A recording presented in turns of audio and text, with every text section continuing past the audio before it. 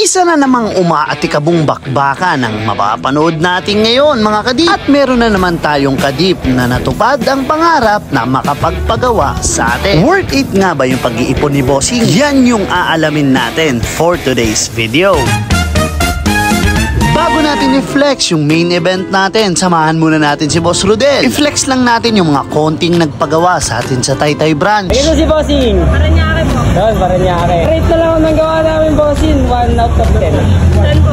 Yun, 10. Salamat, Bossing. Baka may gusto may shoutout, boss. Ayun po, shoutout. Shoutout na kayo, boss. Ayan, 2 units. Guys, 2 units, guys. Sheesh. Natapos agad nila Boss Rodel yung 2 unit from Paranaque pa. Maraming salamat po sa pagdayo at sa pagtsatsagang maghihintay. Kaya next client tayo, i-flex na natin yan. Oops, wait lang. Bugahan muna natin bago natin iparate kay Bossing para makatotohanan naman na talagang ginawa natin yung unit or mugs ni Bossing.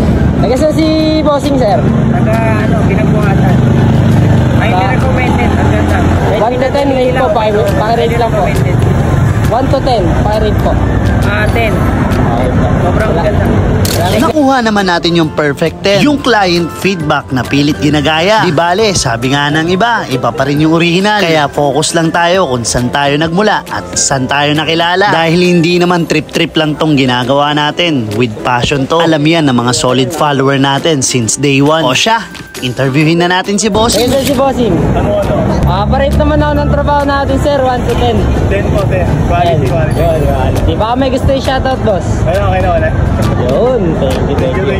Bumagay naman yung kulay ni Bossing sa decals niya. At ang importante, nakuha naman natin yung perfect score. Yung susunod na client kaya, napasaya kaya natin siya sa kulay ng mugs niya. Kaya wag na natin yan patagalin. Interviewin na natin si Bossing para malaman na din natin. Bossing, tagasan si Bossing. Ano pinilya?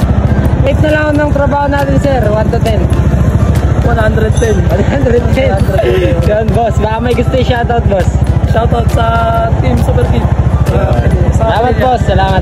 Thank you. Bago umalis yung main event natin, syempre alamin na natin ngayon kung masaya o nakuha at natuwa ba si Bossing sa final output ng unit niya. Imagine niyo, nag-ipon talaga si Bossing para lang ipagawa dito sa shop natin yung unit niya. At may magandang mensahe nga pala si Bossing para sa inyo. Gusto, daming paraan, ipon-ipon lang. Diba? Kay Bossing na nanggaling yan mga kadip. Hindi ko na natanong kung ilang buwan o taon niya inipon to. Pero sure ako na pinaghirapan talaga to ni Bossing. At talagang pinagtyagaan niyang ipunin yung mga bariyang yan para lang makapagpagawa sa atin. Kaya na nagpunta si Bossing sa Taytay branch natin, syempre si Hydrographica Masterworks ang bahala dyan. Syempre same equipment at same materials ang gamit natin dito sa Taytay branch. Kaya makakaasa kang same quality yan sa main branch. Saan si Bossing?